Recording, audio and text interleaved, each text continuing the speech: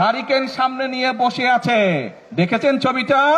Hurricane সামনে, পিছনে কিন্তু এরকম ফ্যান চলছে, তাদের পিছনে ফ্যানের বাতাস খাচ্ছে, আর সামনে বলছে বিদ্যুৎ চাই, বিদ্যুৎ চাই।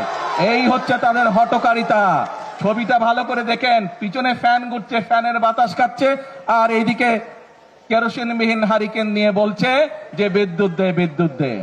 সেই নেতাদের উদ্দেশ্যেও আমি বলতে চাই, যারা মঞ্চে বসে পিছনে ফ্যানের বাতাস খেয়েছে, সামনে হারিকেন রেখেছে, সবার উদ্দেশ্যে বলতে চাই, বিএনপি জনগণের কাছে জন্য কাজ করছে। বিএনপির পরিকল্পনা রয়েছে জনগণের জন্য, কিভাবে আমরা জনগণের এই জ্বালানি সমস্যার সমাধান করব। ইনশাল্লাহ আগামী এই যে সংসদ 27 তারিখে শুরু হবে, এই সংসদে আমরা সংসদের মধ্যেই আমরা বাংলাদেশের জনগণের সামনে উপস্থাপন করব আগামী 10 বছর আমরা কিভাবে এই দেশের মানুষের জন্য জ্বালানি সমস্যার সমাধান করব, সেই পরিকল্পনা দেব।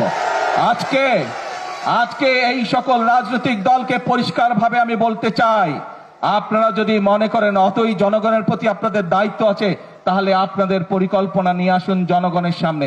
আপনাদের পরিকল্পনা যদি আগামী 3 মাসের মধ্যে সমস্যার সমাধান করে দিতে পারে, তাহলে আমি আপনাদের পরিকল্পনায় গ্রহণ করব। তাদের প্রতি আমি চ্যালেঞ্জ ছুড়ে দিলাম।